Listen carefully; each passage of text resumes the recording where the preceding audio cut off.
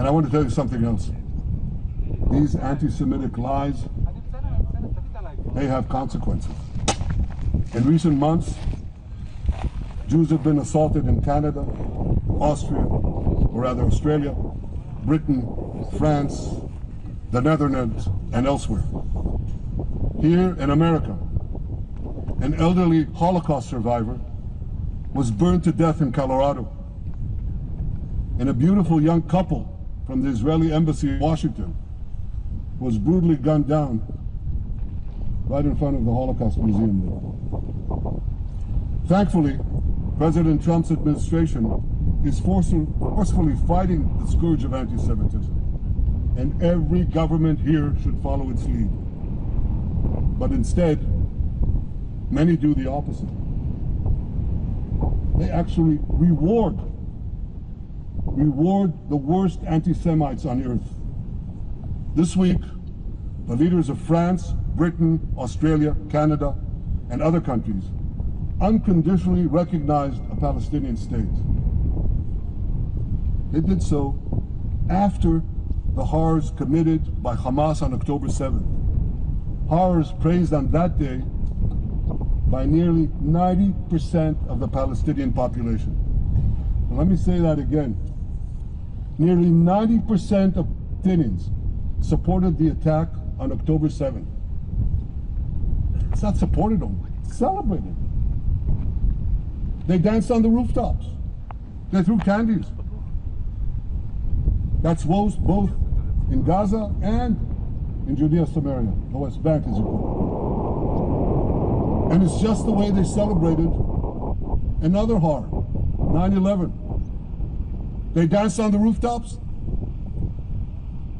They cheered. They threw candy. You know what message the leaders who recognize the Palestinian state this week sent to the Palestinians? It's a very clear message. Murdering Jews pays off. Well, I have a message for these leaders. When the most savage terrorists on earth are effusively praising your decision, you didn't do something right. You did something wrong, horribly wrong.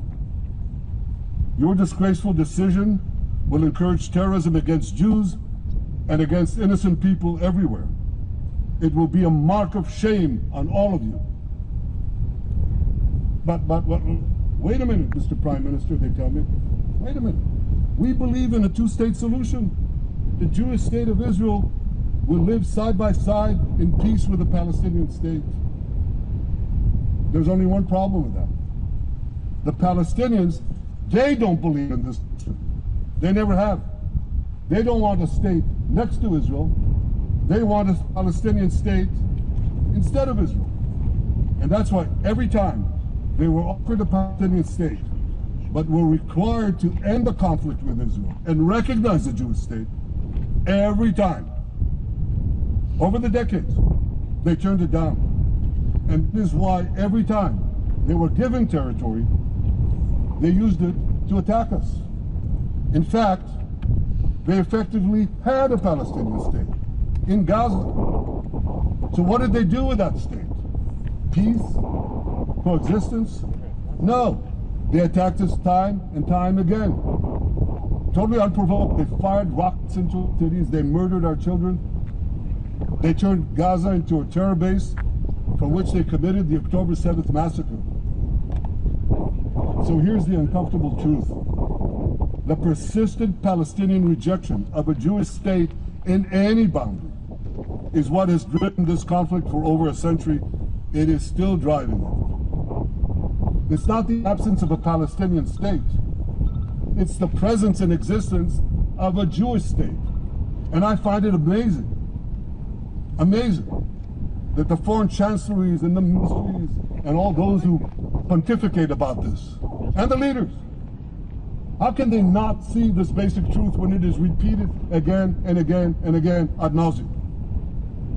And I want to say something else.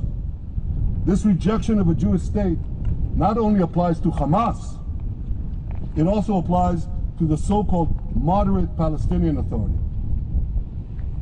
You should know that the Palestinian authorities pays terrorists to slay Jews. The more Jews the terrorists slay, the more the Palestinian Authority pays. The Palestinian Authority names its government buildings, its public squares, its schools after the mass murderers of Jews, which they glorify as martyrs. They pay and glorify not just the killer of Jews, but also killers of Christians. Christians like Taylor Force, an American veteran who was brutally murdered in Israel by Palestinian terrorists. But, that I hear from the Western leaders.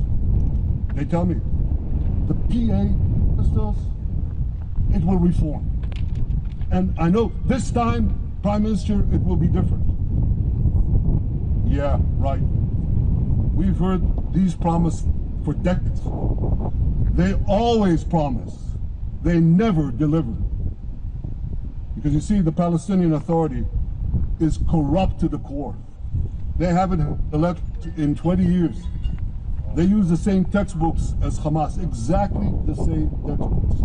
They teach their children to hate Jews and destroy the Jewish state. And Christians don't fare much better. When Bethlehem, the birthplace of Jesus, was under Israeli control, 80% of its residents were Christians. Once the PA took control, that number has dwindled to under 20%. These are the people you want to give a state to? What you're doing is giving the ultimate reward to intolerant fanatics who perpetrated and supported the October 7th massacre. Giving the Palestinians a state 1 mile from Jerusalem after October 7th is like giving Al-Qaeda a state 1 mile from New York City after September 11th. This is sheer madness. It's insane, and we do it.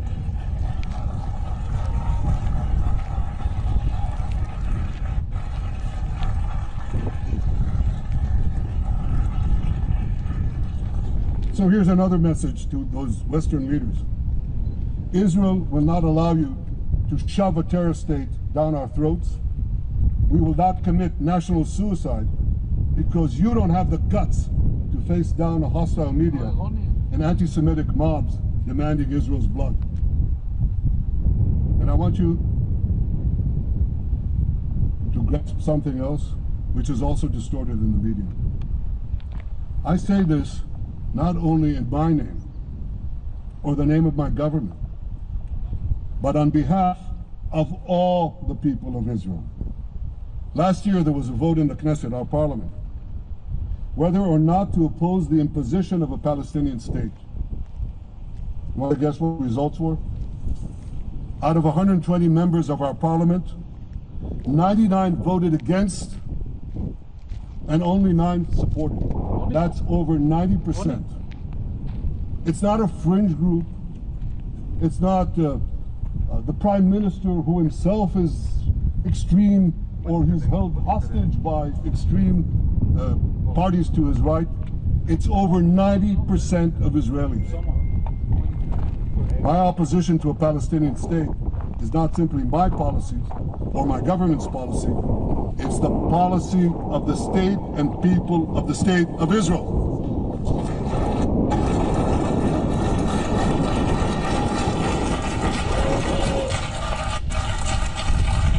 Western leaders may have buckled under the pressure.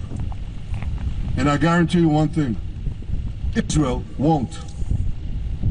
Israel's victories over the Iranian... Thank you, I know you won't too, that's good. Israel's victories over the Iranian terror axis have opened up possibilities for peace that were unthinkable 2 years ago. Take Syria. For decades, the very idea of peace between Israel and Syria seemed unimaginable. Well, no more.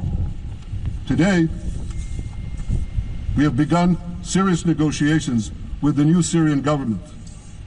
I believe an agreement can be reached that respects Syria's sovereignty and protects both Israeli security and the security of the minorities in the region, including the Druze minority. From the founding of Israel, Jews and Druze have been brothers in arms. We have fought together. We've bled together. We built our lives together. As a young commander in Israel's Special Forces, my own life was saved by the invaluable advice given to me by a great friend, Salim Shufi, a heroic Druze IDF veteran. And that's why I couldn't sit idly by, nor could Israel sit idly by, while the Druze were being slaughtered by jihadists. And I instructed our forces to stop the massacre, which they promptly did. Peace between Israel and Lebanon is possible as well. I call on the Lebanese government to also begin direct negotiations with Israel. I commend it for its declared aim to disarm Hezbollah, but we need more than words. If Lebanon takes genuine and sustained action to disarm Hezbollah, I'm sure we can achieve a sustainable peace. Of course, until that happens, we will take whatever action we need to defend ourselves and to maintain the conditions of the ceasefire which was established in Lebanon.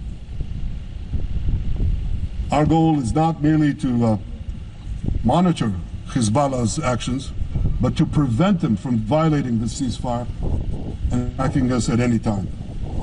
But I'm sure that if the Lebanese government persists in its goal of disarming Hezbollah, peace will come very speedily and very readily.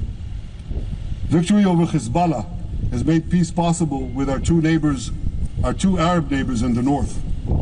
Victory over Hamas will make peace possible with nations throughout the Arab and Muslim world. Our victory would lead to a dramatic extension and expansion of the historic Abraham Accords, which President Trump brokered between Arab leaders and myself 5 years ago. And I took note, as I'm sure you did too, of the encouraging words spoken here by the President of Indonesia. This is the country with the largest Muslim population of all nations. And it's also a sign of what could come. Forward-looking Arabs and Muslim leaders know that cooperating with Israel will provide them with groundbreaking Israeli technologies, including in medicine and science, in agriculture and water, in defense and AI, and so many other fields. I believe that in the coming years, the Middle East will look dramatically different. Many of those who wage war on Israel today will be gone tomorrow. Brave peacemakers will take their place. And nowhere will this be more true than in Iran. The long-suffering Iranian people will regain their freedom. They will make Iran great again. And our two ancient peoples,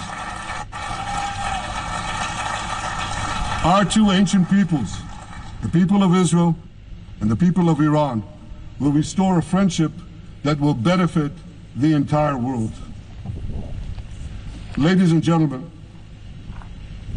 the horrors that happened on one dark day, October 7th, those horrors happened countless times during the centuries of my people's exiles among the nations. Jewish blood was cheap. Jews were killed with impunity. We had to beg others to defend us.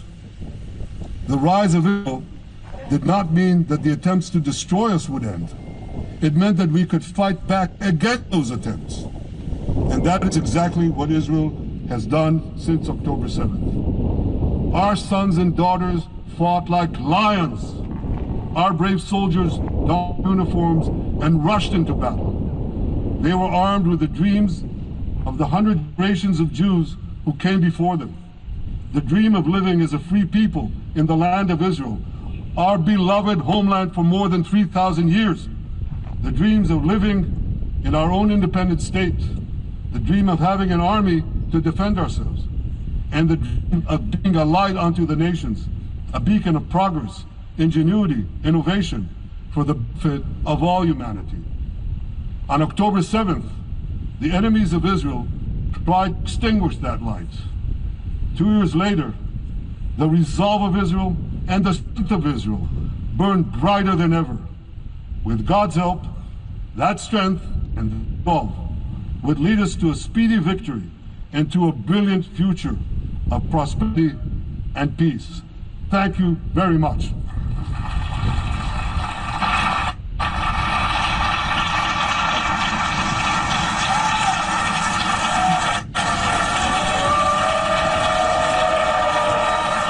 On behalf of the Assembly, I wish to thank the Prime Minister of the State of Israel.